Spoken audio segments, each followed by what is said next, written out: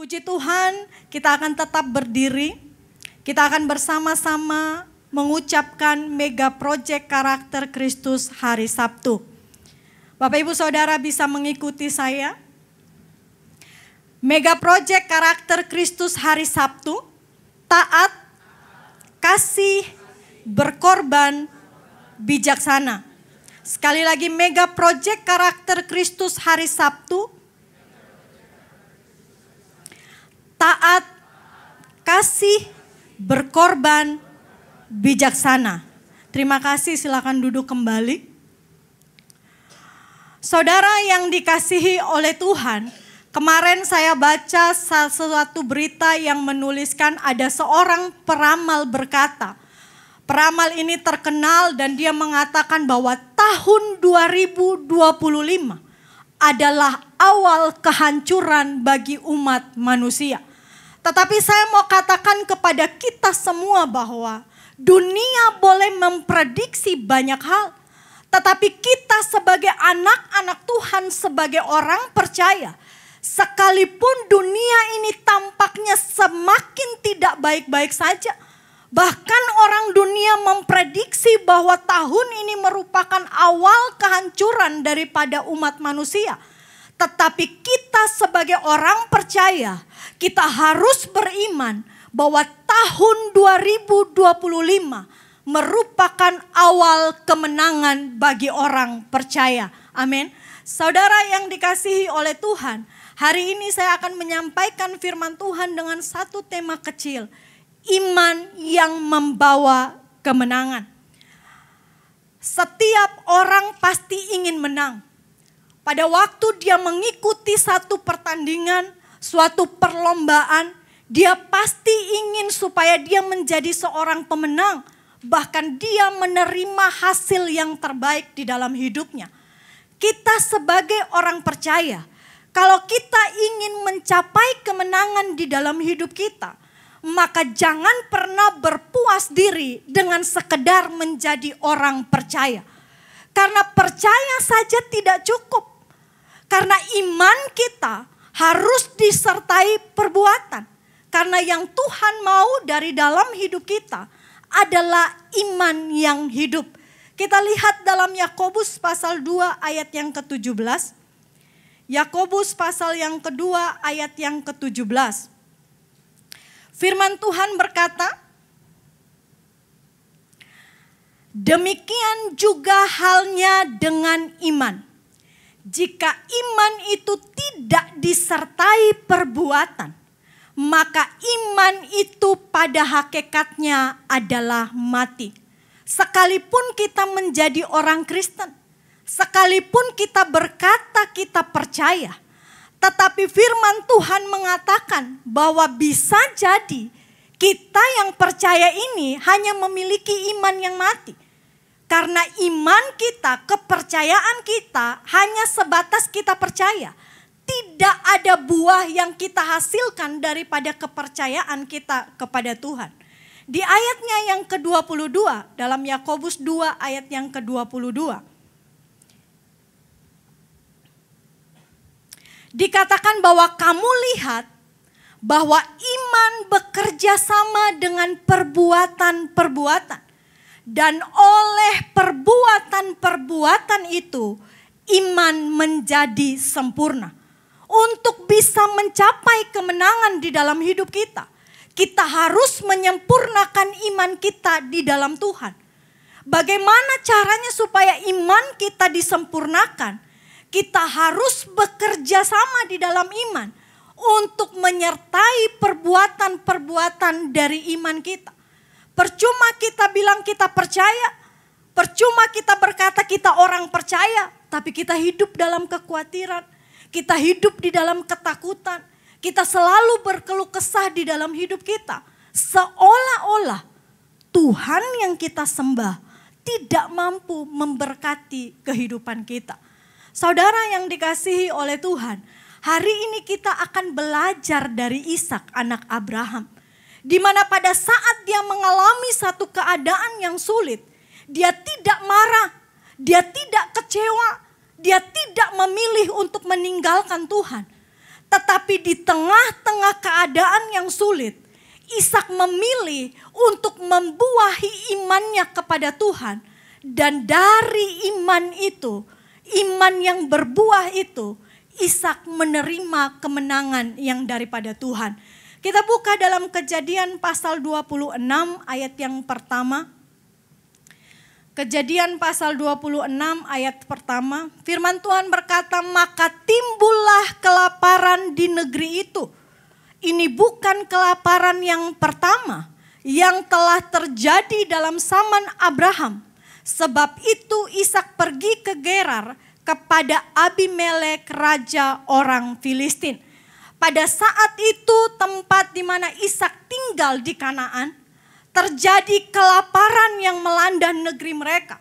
Sehingga akhirnya Ishak memilih untuk pergi kepada Raja Abimelek di Filistin. Waktu Ishak berjalan ke sana, saudara yang dikasihi Tuhan, saya percaya bahwa orang yang berangkat dari negeri yang lagi kelaparan, otomatis bahwa tidak memiliki bekal yang banyak. Pasti bekal yang disediakan hanya cukup untuk perjalanannya. Bahkan dia mampir di Gerar, saya percaya bahwa dia memiliki satu tujuan. Di mana dia ingin mengisi lagi bekalnya.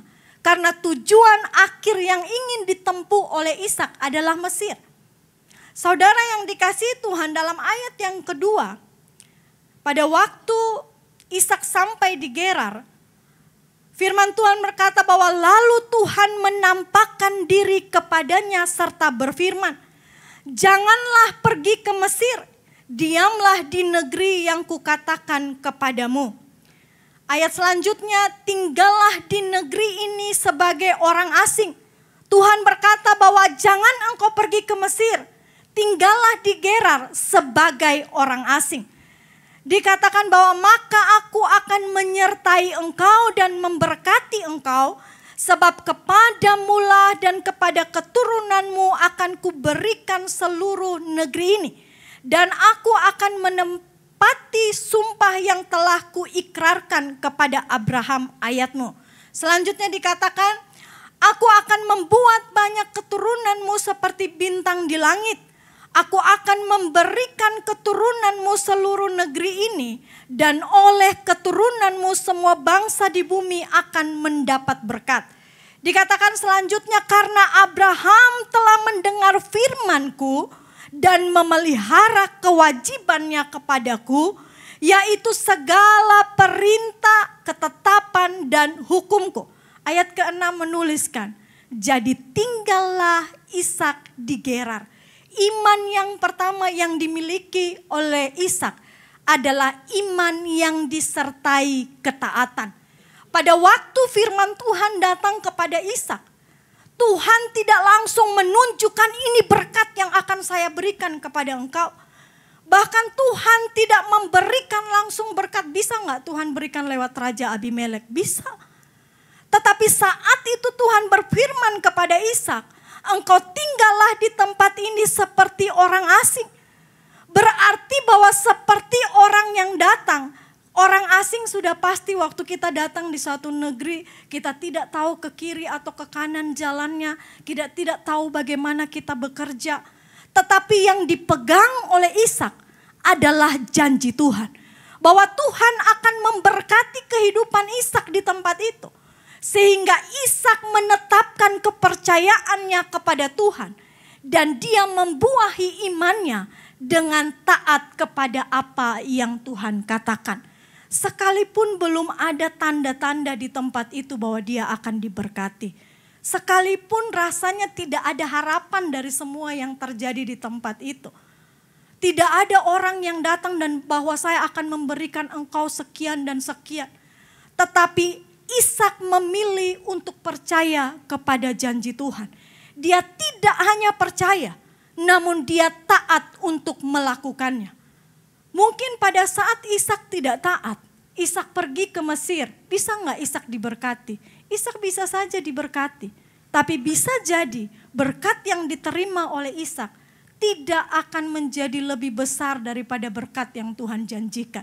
Bahkan berkat itu mungkin hanya akan menjadi berkat yang sementara untuk Ishak.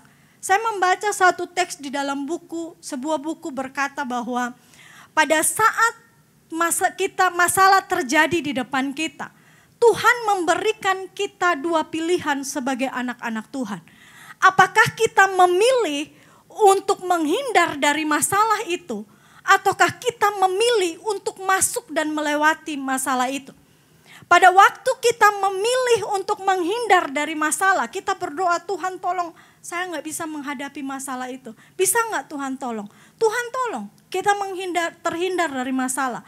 Namun hal itu tidak menjamin bahwa kita tidak akan menemui masalah yang sama. Namun pasti kita akan menemui masalah yang sama. Karena itu ujian yang harus kita lewati. Tetapi pada waktu kita memutuskan untuk masuk melewati ujian tersebut, yang akan kita temukan, kita akan melihat penyertaan Tuhan yang besar. Dan kita akan melihat kekuatan Tuhan yang besar yang ada di dalam hidup kita. Makanya setiap kali Tuhan berkata kepada kita, apapun visi yang Tuhan berikan kepada kita, kesannya itu sangat mustahil bagi kita orang percaya. Mungkin kita merasa bahwa gak mungkin Tuhan. Tuhan bilang ke kiri, Tuhan di sana tuh padang gurun. Yang bagus ini ke kanan Tuhan.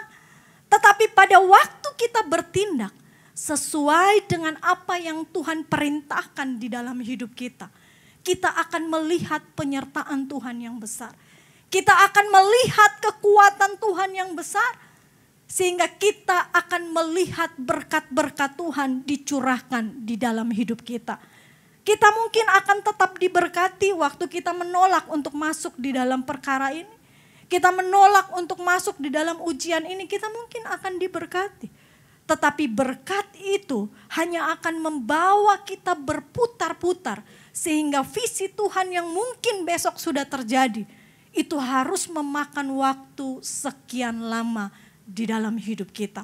Saudara yang dikasihi oleh Tuhan, yang namanya iman yang sejati.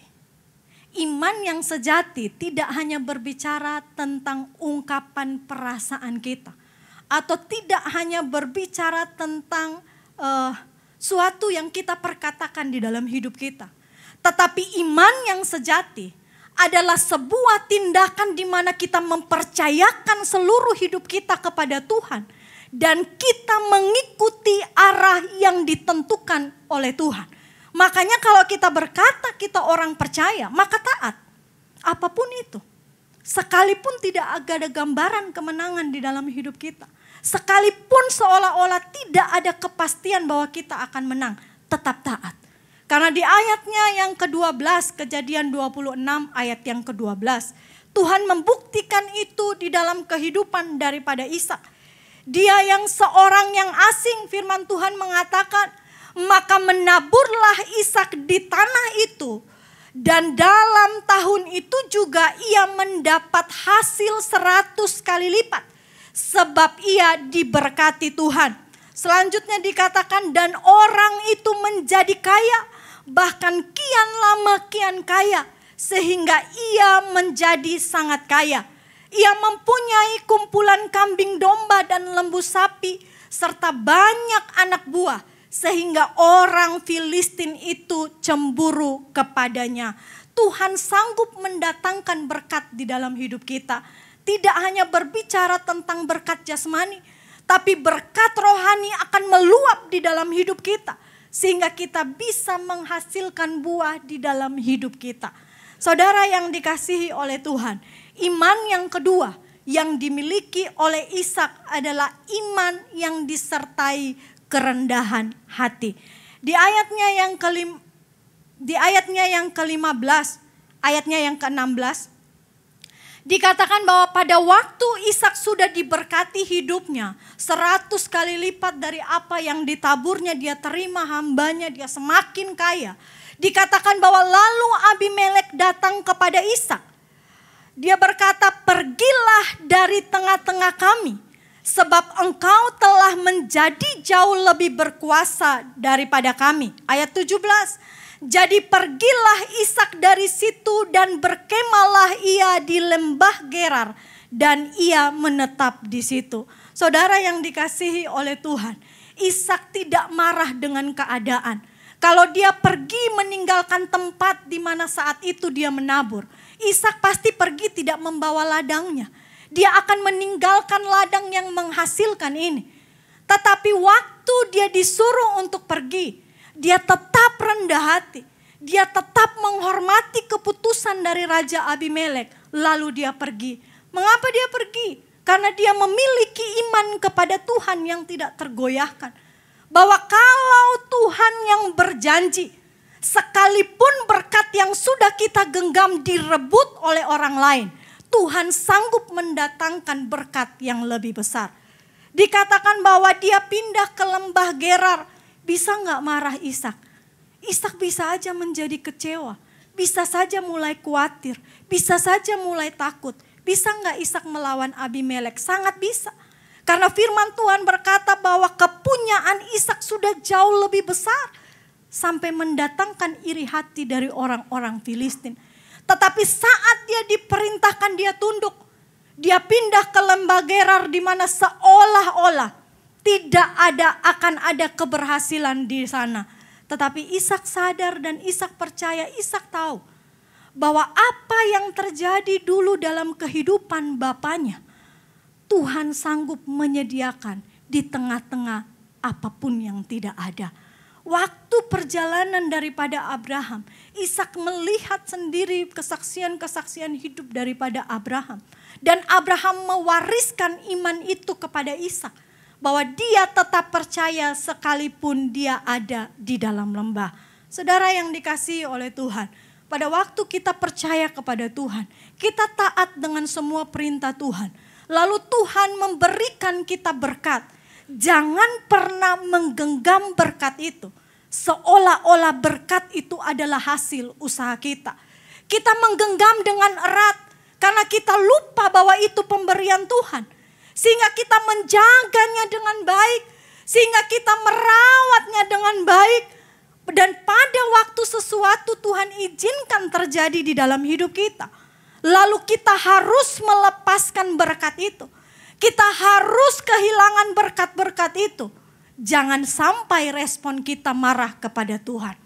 Jangan sampai kita memberontak kepada Tuhan. Katanya Tuhan akan memberkati. Sekarang sudah diberkati kok diambil lagi berkatnya. Tetaplah percaya kepada Tuhan. Tetap rendah hati. Tetap tunduk pada keputusan daripada Tuhan. Karena kalau Tuhan mengizinkan untuk kita melepaskan.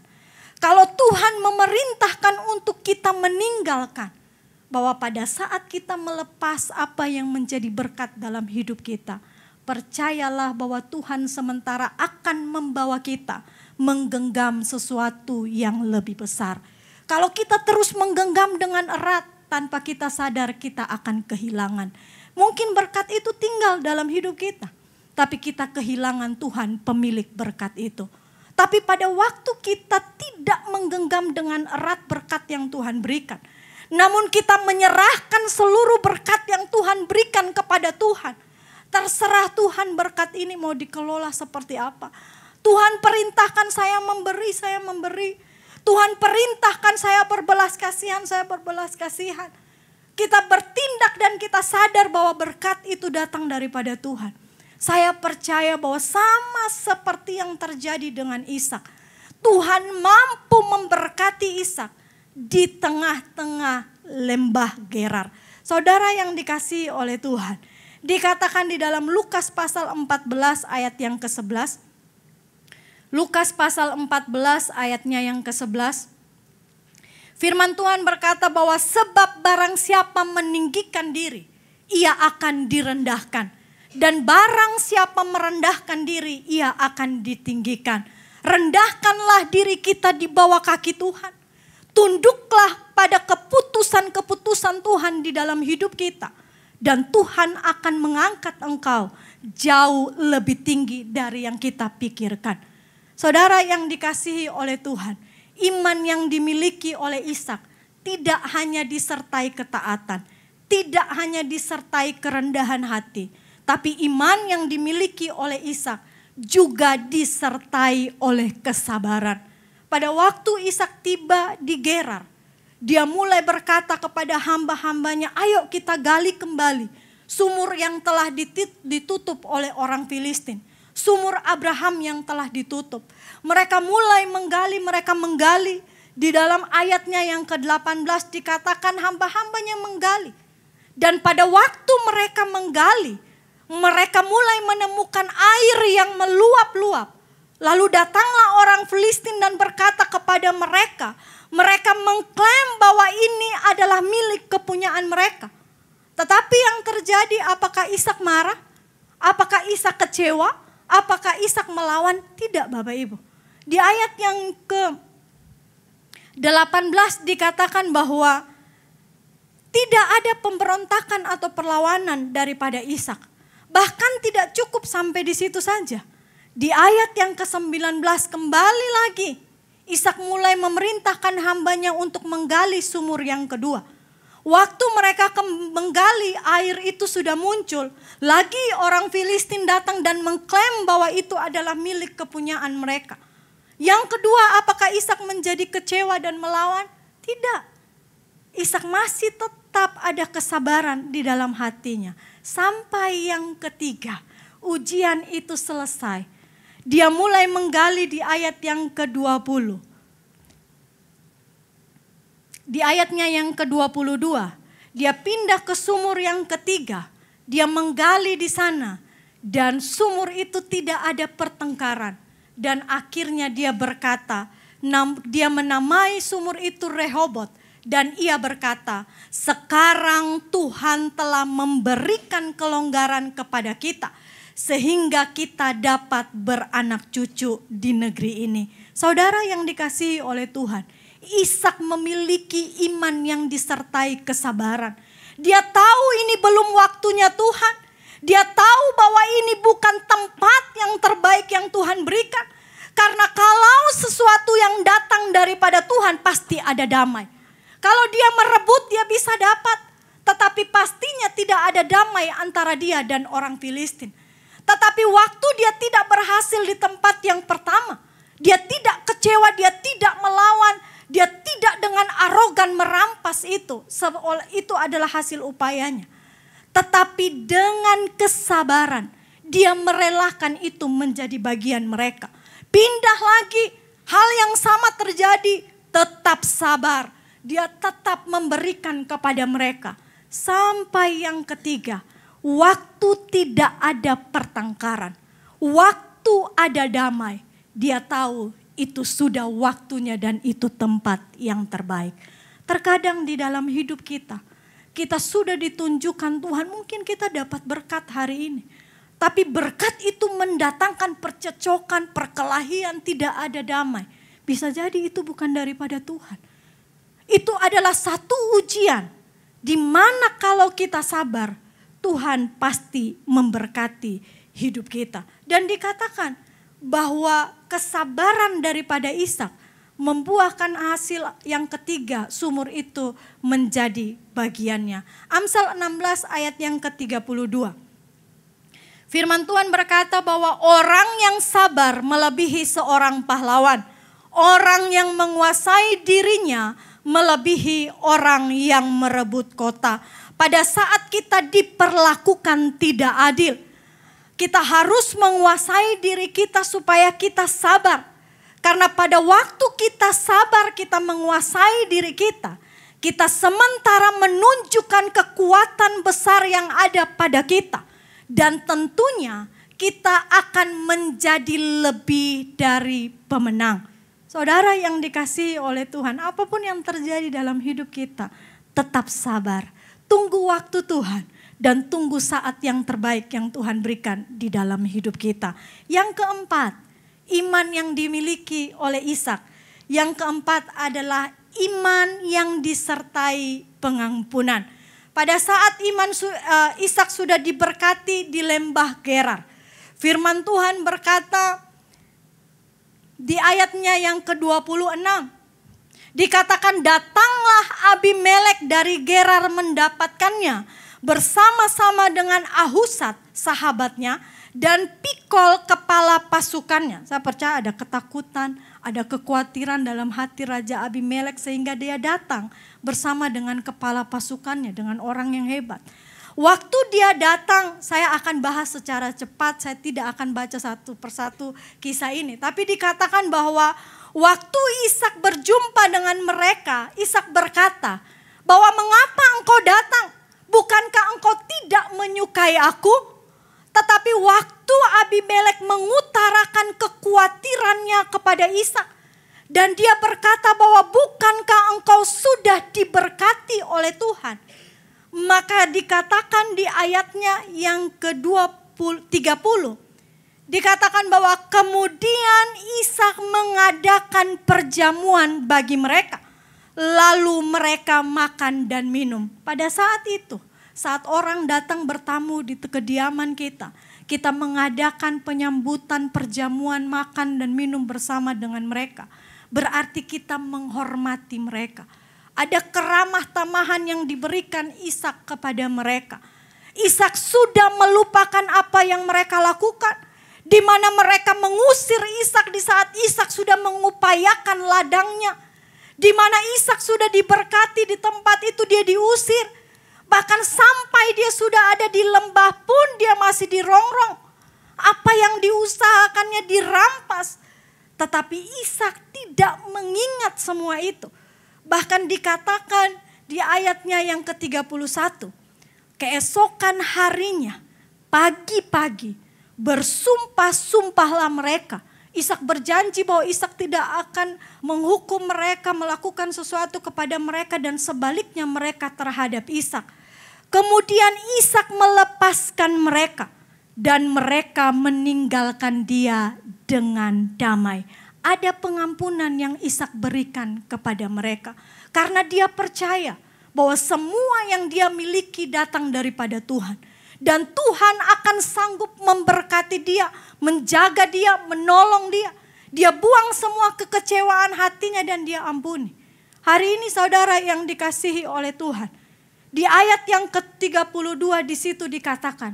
Saat Ishak sudah melepas Abimelek ini pergi. Pada hari itu datanglah hamba-hamba Ishak dan berkata. Bahwa sumur yang diperintahkan Ishak untuk digali. Mereka telah mendapatkan air.